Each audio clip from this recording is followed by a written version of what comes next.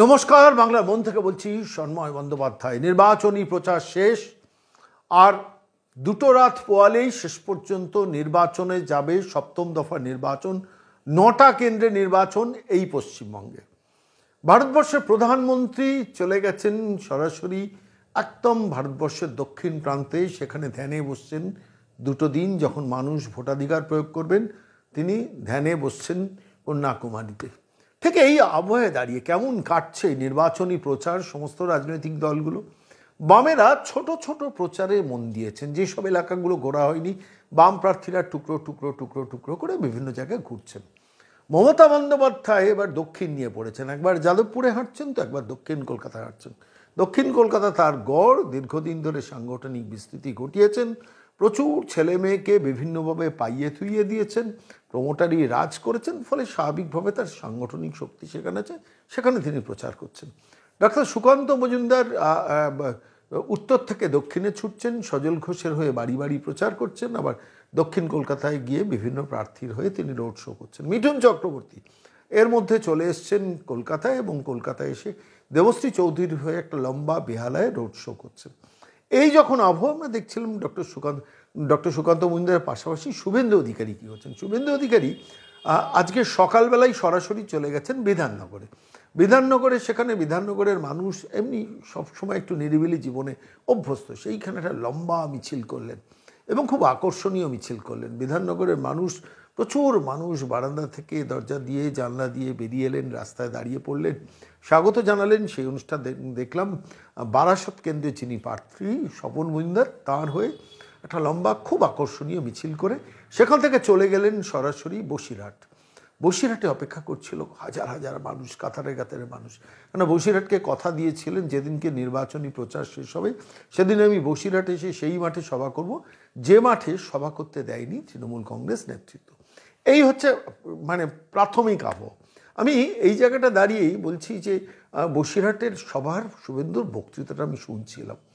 ঠিক শুনতে শুনতে তারপরেই দেখলাম সেখান থেকে বললেন পরিষ্কার যে আমি আবার এখান থেকে দক্ষিণ কলকাতা চলে যাব, দেবশ্রী চৌধুরীর জন্য রোড শোয়ে থাকবো, এবং সেখান থেকে আমি চলে যাব আবার উত্তর কলকাতায় বেলেঘাটায় তাপস রায় অপেক্ষা করবেন। সেখানে আমরা বিকেল 5টায় প্রচার শেষ, 3:30 থেকে 4টের মধ্যে তাপস রায়কে জয়েন করে লম্বা একটা 1 ঘন্টার মিছিল করবেন বেলেঘাটাতে। এই শিডিউলের মধ্যে আমি বসিরহাটের মিটিংটার বক্তৃতাটা শুনছিলাম। খুব সুন্দরভাবে বসিরহাটকে কীভাবে চাগিয়ে দিলেন, অর্থাৎ যে তৃণমূল কংগ্রেস নেতৃত্ব এখন যে কোনোভাবে হোক যারা বিরোধী প্রার্থী এজেন্ট হবেন তাদের কাগজপত্র কেড়ে নেওয়া, তাদের ভোটার কার্ড কেড়ে নেওয়া, তাদের আধার কার্ড কেড়ে নেওয়া, এই যে পলিসিটার দিকে যান, অর্থাৎ দক্ষিণবঙ্গের নির্বাচনে তৃণমূল কংগ্রেস যে দাঁত নখ ক্রমাগত বার করে গেছে, সেইটাকে কিভাবে মোকাবিলা করতে হবে, একদম টনিক ডোজ যেভাবে দিতে হয় একজন রাজনৈতিক প্রকৃত সংগঠক নেতা যেভাবে দেন, শুভেন্দু কিন্তু সেইটাই দিলেন। শেষ মুহূর্তে চাগিয়ে দিলেন।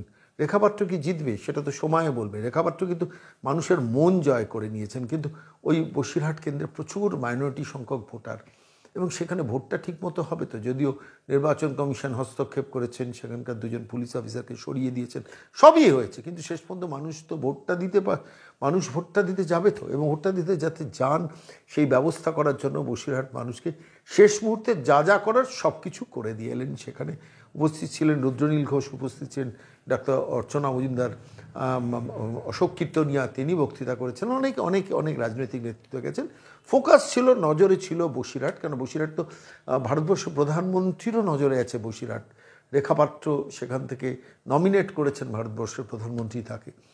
রেখাপাত্র কি জিতবে সেদিকে তো তাকিয়ে আছে ভারতবর্ষ, আমরাও তাকিয়েছি, আপনারাও তাকিয়েছেন, কিন্তু বসিরহাটকে যে চাগিয়ে দেওয়ার কাজটা শেষ মুহূর্তে, তার আগে হাড়োয়া মিনাখাতে মিছিল করে এসছেন, বসিরহাটে বিশাল একটা সভা করেছেন, বিভিন্ন সন্দেশখালিতে সভা করেছেন, অনেক কিছু অনেকবার গেছেন, কিন্তু এই শেষ প্রহরে গিয়ে বসিরহাটকে চাগিয়ে দেওয়াটা, এটা আমার মনে হচ্ছে রাজনৈতিকভাবে খুব তাৎপর্যপূর্ণ।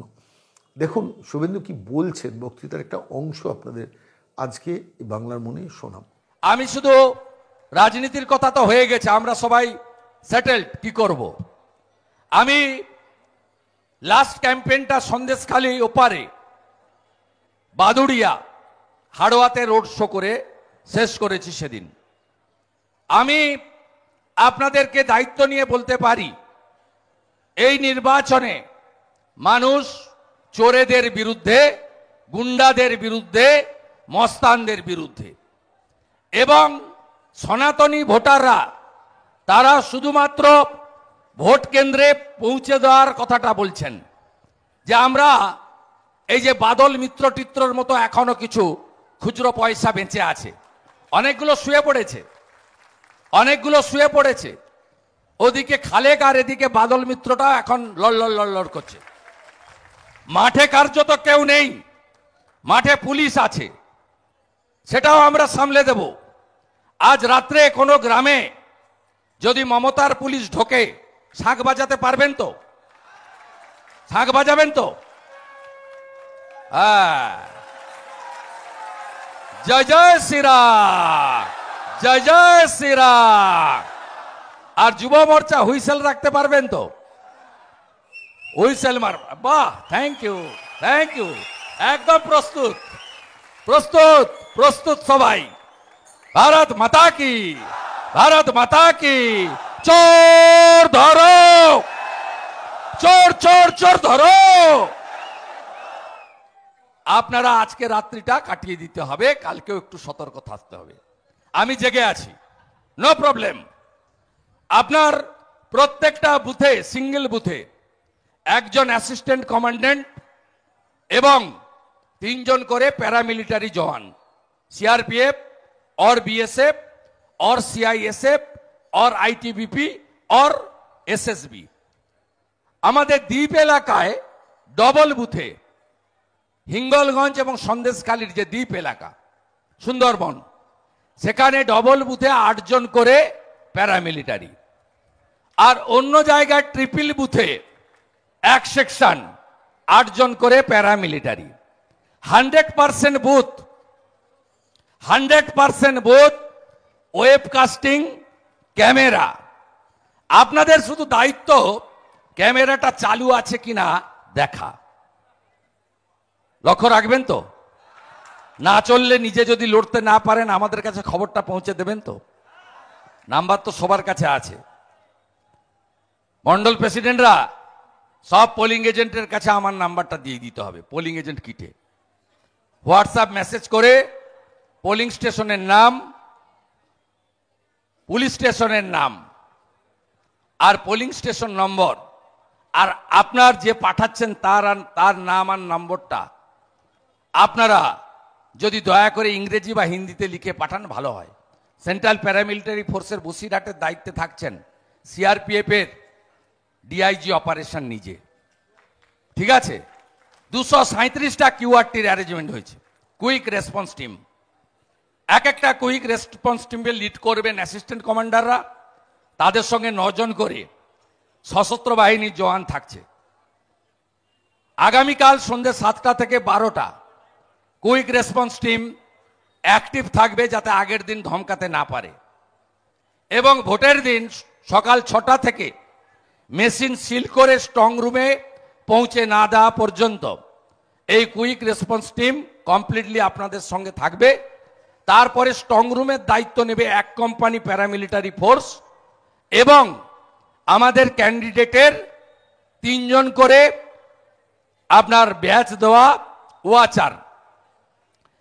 আপনাদের পোলিং এজেন্টরা যদি কেউ মনে করেন যে আমি বুথে এন্ট্রি নিতে পাচ্ছি না, আমাকে বাধা দিচ্ছে, বা এন্ট্রি নিয়েছেন বেরিয়ে আসতে পাচ্ছেন না, আমাদেরকে জানাবেন। প্যারামিলিটারির জওয়ানরা আপনাকে সেক্টর অফিস থেকে পৌঁছে দেবে। এখানে সব সেক্টর অফিসে বাদল মিত্র এখানকার এসডিওর সঙ্গে বসে লিস্ট করেছে সেক্টর অফিসে যারা আছে। আমি আপনাদের বলে গেলাম, ইসিআইর গাইডলাইন যদি ভাঙেন আপনাদের অবস্থা শাহজাহানের থেকেও খারাপ হবে, আমি বলে গেলাম। ভাববেন না এটা রাজীব সিনহা ভোট করছে, মমতার পুলিশ ভোট করছে, আর পঞ্চায়েতের মতো ছাপ্পার ভোট হচ্ছে। আপনারা সকাল সকাল বেরোবেন তো সবাই? আগে ভোটদান, পরে জলপান। সকাল 10:30টার মধ্যে ভারতীয় জনতা পার্টির প্রত্যেকটি কার্যকর্তা including primary member, miss call দিয়ে মেম্বার, তার ভোট তার পরিবারের ভোট, তার সহযোদ্ধার ভোট এবং তার পরিচিত লোকেদের ভোট কাস্ট করাতে হবে 10:30টার মধ্যে। কোনো ঝুঁকি নেওয়া যাবে না। রাজি? আপনাদের বাকিটা আমি বলে দিই। পোলিং এজেন্টের তালিকা দয়া করে আগে থেকে প্রকাশ করবেন না। বিশ্বস্ত লোক ছাড়া পোলিং এজেন্টের তালিকা যেন জানতে না পারে। দুটো জিনিস আছে, একটা আইপ্যাকের চোরগুলো অফার করতে পারে টাকা, আমরা 6 দফা অভিজ্ঞতার ভিত্তিতে বলছি। আর নইলে যেখানে পোলিং এজেন্টরা একসঙ্গে কোথাও আছেন, জানতে পারলে এই মেহেদি হাসান তিনি একটা পুলিশের টিম পাঠিয়ে দেবেন, পাঠিয়ে দিয়ে থানায় ডেকে এনে বসিয়ে রাখবেন, সন্ধ্যে 6টার পরে ছাড়বেন ভোটের পরের দিন। এক্ষেত্রে সব জায়গায় পোলিং এজেন্টের বিকল্প ব্যবস্থাও রাখতে হবে। মেদিনীপুর লোকসভার কেশিয়াড়িতে আমাদের পোলিং এজেন্টরা একটা বিদ্যালয় ছিল, সংঘ পরিচালিত বিদ্যালয়, সেখানে হামলা করে 8 জনকে তুলে এনে কেশিয়াড়ির আইসি বিশ্বজিৎ হালদার ভোটের দিন সন্ধ্যে 6টা পর্যন্ত বসিয়ে রেখেছিল। আপনারা শুনলে আশ্চর্য হয়ে যাবেন, ওই 8টা পরিবারের সদস্যরা পোলিং এজেন্ট বসেছে, কারো স্ত্রী বসেছে, আর অবিবাহিত কোনো যুবক তাকে নিয়ে গেছে তার ভাই বা বৃদ্ধ বাবা গিয়ে বসে পড়েছে। এই লড়াইতে জিততে গেলে আপনাদের এই মানসিকতা নিয়ে লড়তে হবে। আর আমরা কেমন প্রোটেকশন দিয়েছি তার উদাহরণ দিয়ে আমি শেষ করব। আমাদের 5ম দফায় ভোটে 3 জন প্রার্থী আমার কাছে 3টে আবেদন মানে আমার সহকর্মী জানিয়েছিলেন, ইনফরমেশন আমার হস্তক্ষেপ চেয়েছিলেন। একজন হলো ডাক্তার রথিন চক্রবর্তী, হাওড়া। তিনি সরাসরি বলেননি, গড়বেতার এক পুরনো বিজেপির নেতা আছে পশ্চিম মেদিনীপুরে, প্রদীপ লোধা। তিনি আমাকে বললেন, দাদা সকাল 7:10 আমার মেয়ে থাকে লিলুয়াতে হাই রাইজে, মানে ওই বড় বড় বিল্ডিং, একটা বিল্ডিং এ অনেক ভোটার, 1500-2000 করে ভোটার, এমন লাইন দিয়ে প্রায় 12,000 ভোটার ছিল। এত বড় বড় গোদরেজের তালা লাগিয়ে দিয়ে গেছে কৈলাস মিশ্র বলে একজন গুন্ডা কাউন্সিলর আছে, ভাইপোর লোক, লাল চুল, কানে দুল, হাঁটু ছেঁড়ার জিন্স পরে, পিছনে তালি লাগানো, হাতে মাকড়ি, কানে দুল, 2টো করে আইফোন, 16,000 টাকা দামের লুটো, আর চুলগুলো সব উপরের দিকে খাঁচা। এটা হচ্ছে মডেল, ভাইপো মডেল। এই কৈলাস মিশ্র গোদরেজের তালা লাগিয়ে দিয়ে গেছে। আমি বলে 1 ঘন্টা সময় দিন। 1 ঘন্টায় পারিনি, 2 ঘন্টা লেগেছে। 9:15 বলছে সিআরপিএফ এসে সব তালা ভেঙে দিয়েছে। 12,000 ভোটার লাইন দিয়ে জয় শ্রীরাম করতে করতে পদ্ম ফুলে ভোট বেড়েছে। দ্বিতীয় ফোন এলো অর্জুন সিং এর কাছ থেকে, দত্তপুকুর, রামডাঙ্গা, হিন্দু পল্লী আছে, তার সামনে মুসলিম পল্লী আছে। সব মুসলিম খারাপ না, এখানে প্রচুর মুসলিম ব্যাপারে উল্টো দিকে ভোট দেবে। আমি কল সেন্টারে উঠেছিলাম আসার আগে, ভাইদের সঙ্গে দেখা করলাম, প্রচুর মুরব্বী হাজিরা হাত মিলালেন, বলছে দোয়া করছি আপনি ন্যায়ের পথে আছেন। আমি বললাম কোথায় ভোট দিবেন আমি বলবো না, আমরা ভোট দেওয়ার ব্যবস্থা করছি, আপনারা চোরেদের বাদ দিয়ে। চোর তো সবাইকে জানে, তৃণমূল চোর আর হাজি নুরুল দাঙ্গাবাজ, এটা সবাই জানে, নতুন কিছু নেই। এই কারণে তো 14 সালে মমতা ব্যানার্জি হাজি নুরুলকে এখান থেকে সরিয়ে মুর্শিদাবাদে পাঠিয়েছিল। হাজি জিতলে কি হবে?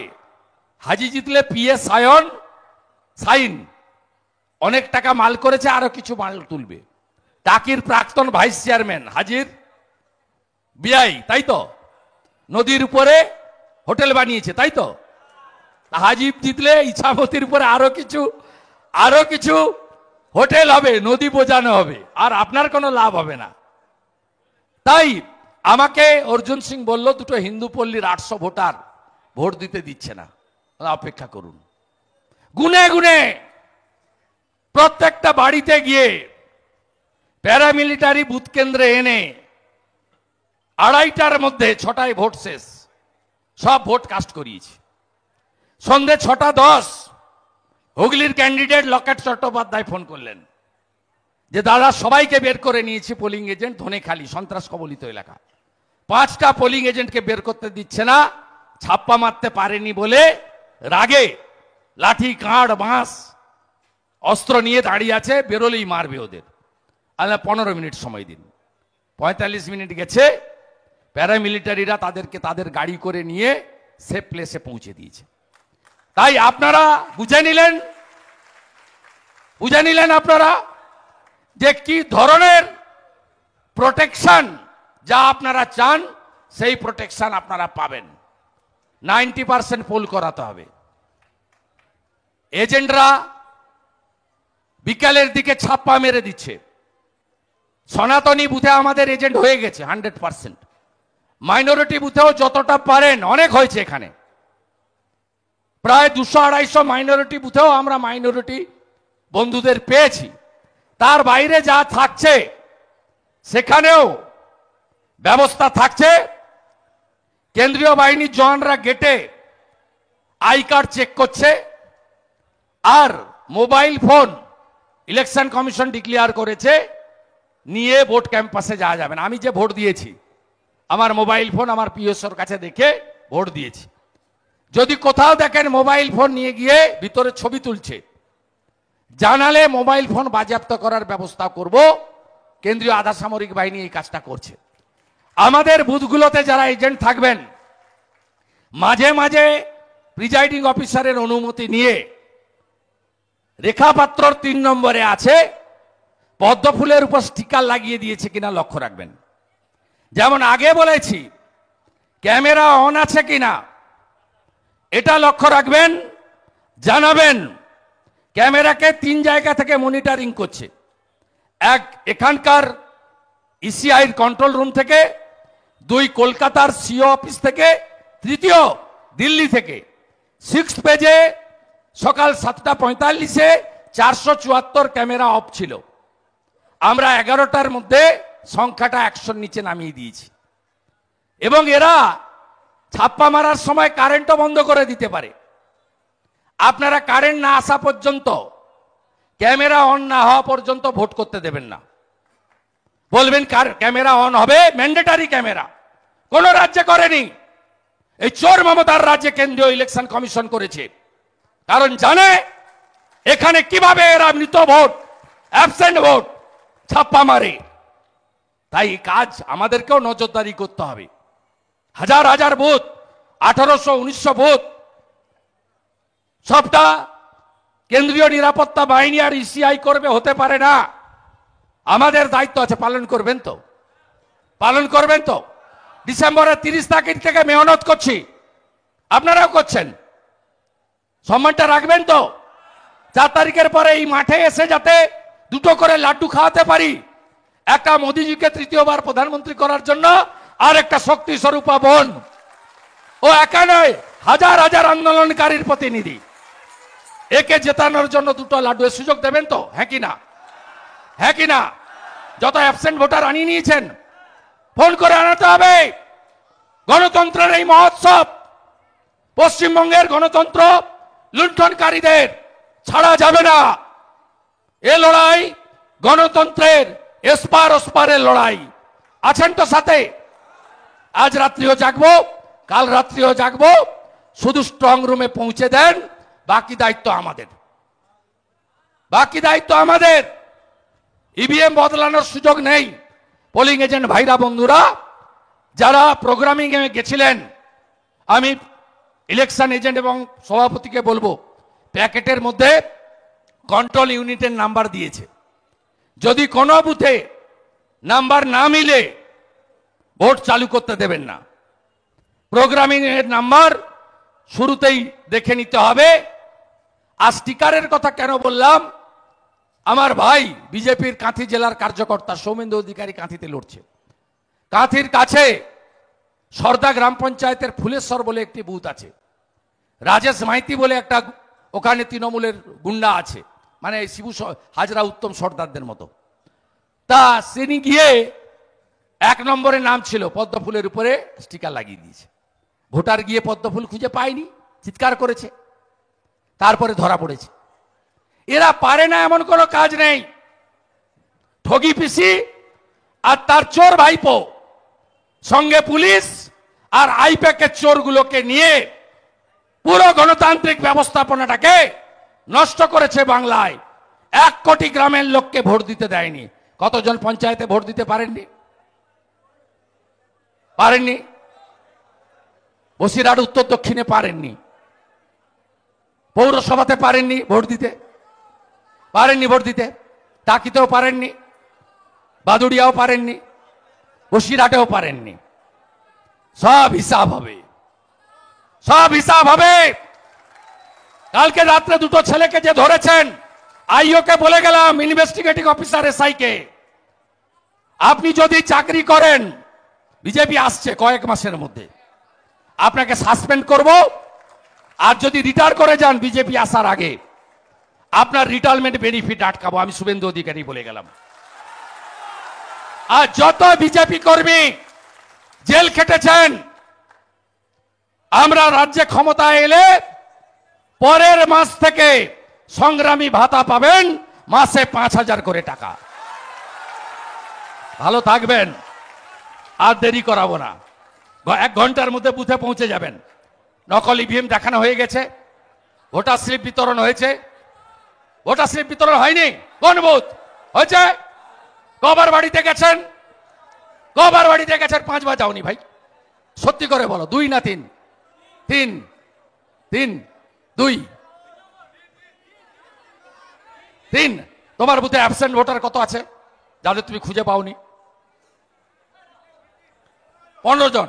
তাদের সঙ্গে ফোনে কথা হয়েছে? কতজন আসছে ফিরে? ভোটার তালিকা বেরোনোর পরে কেউ মারা গেছে? আমার এজেন্টকে ছাপ মেরে দিবে মৃত বলে? প্রস্তুত? আই কার্ড কাড়িয়ে নেওয়ার মতো কোনো সমস্যা আছে? হ্যাঁ, নেই। ব্যাংকের পাসবইটা অন্য বাড়িতে রেখে দিবেন। যে কোনো একটা ফটো লাগানো, প্যান, আধার, আই কার্ড, ব্যাংকের পাসবই, যে কোনো একটা ফটো লাগানো থাকলেই হবে। সবাই প্রস্তুত? প্রস্তুত?